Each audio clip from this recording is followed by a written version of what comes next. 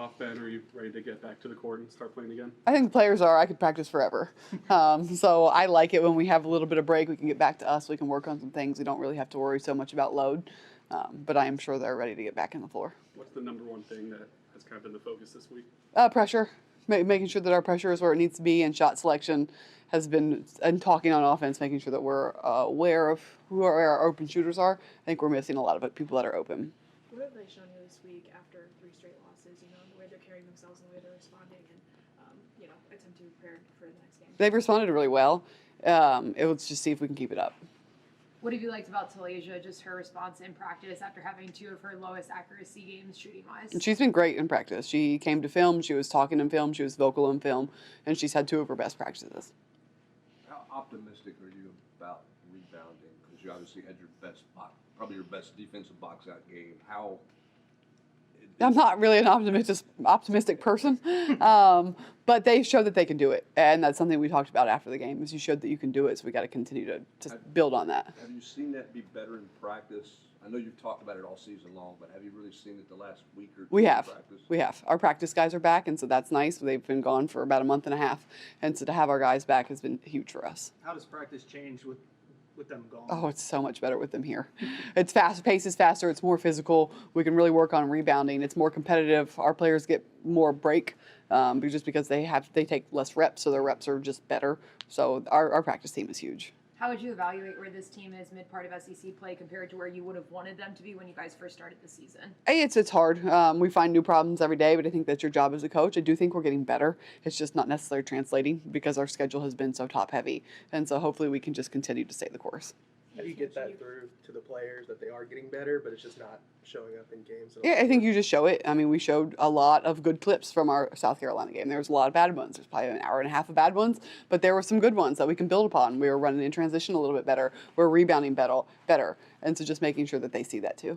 You mentioned the improvements you're seeing. You said after a game about where they're not good enough to fix or you don't think it matters. Just where do you stand kind of on that question now after the last couple games? Yeah, I think it's probably still somewhere in the middle, and just making sure that we have a focused effort, and that if we aren't getting the rebound or we aren't doing it the right way, we are at least trying to. We're at least in position, and if we're getting out jumped, we're getting pushed around, then maybe we're not strong enough, but at least we're in the position. Building off of that, how much do you think that maybe is a self-discipline issue on the court? Yeah, I think it's all probably self-discipline, and I think it just kind of comes back to coaching. I mean, that's my job to teach them. It's my job to show them. It's my job to make sure that that's ingrained in them. How important is this Missouri game considering the 2 tough games before it and then the 2 tough games that come after it? Yeah, this game is huge. They're significantly better than their record.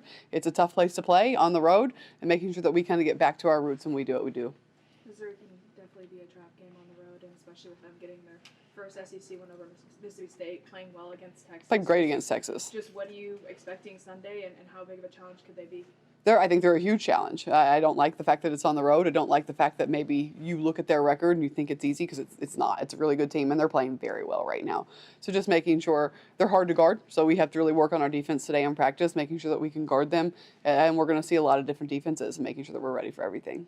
Some of the lowest scoring games that you guys have had kind of in these last 4-game stretch. If that continues, what about your system can still thrive without a high scoring offense in the upper 80s and upper 90s? Yeah, I think that's kind of what we were talking about. We want to get back to our pressure, to where we're creating turnovers and we're scoring off of them. It's easy points. It's where your defense creates your offense for you, and just running in transition downhill a little bit more.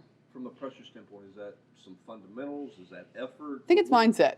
It might be a little bit of conditioning, but hey, let's just go. Just make your rotations, be ready to go.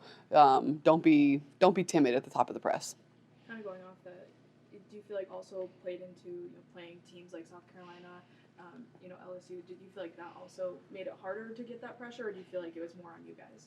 I think a little bit of both. I think we saw, against Texas, they saw success early. Against South Carolina, when we pressured, we saw success, and then we just kind of go away from it.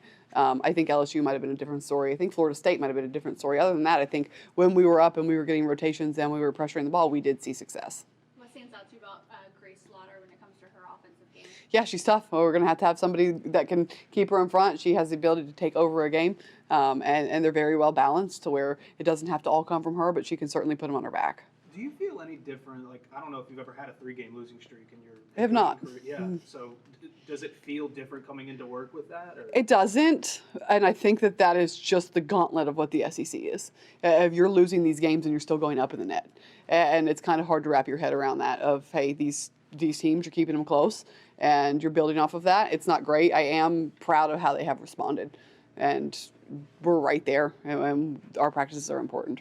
What have you had to change coaching wise, just talking to them, giving them advice with it being a 3-game losing streak, since you've never had to experience that before? What's the difference in how you coach through that? Yeah, we just teach it the same. We're just trying to learn, just taking kind of emotion and feeling and looking at stats and looking at everything else, just trying to learn. And again, I think their response has been good.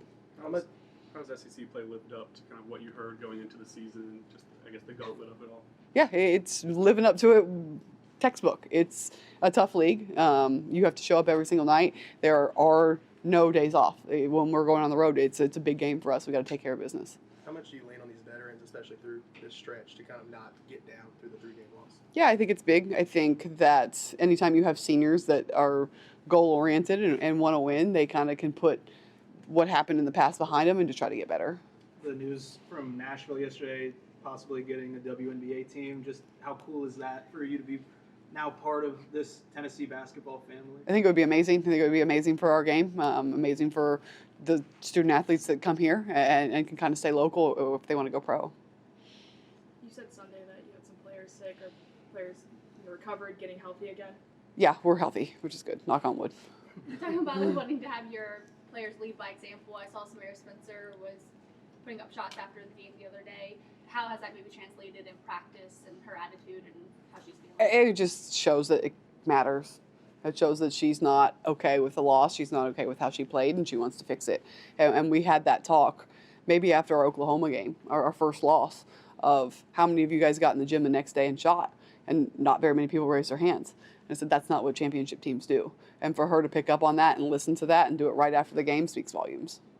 Halfway through this SEC stretch, like, personally, I feel like you are a little bit more comfortable doing this than you were at the start of the SEC play. Like, how have you felt dealing with all the off-court stuff right now as opposed to when the season started? I would still rather be on the floor. I'm just fooling you guys a little bit, but no, it's still not my favorite part. All right, thank you, Coach. Thank you, guys. Thanks, Coach. Thank you.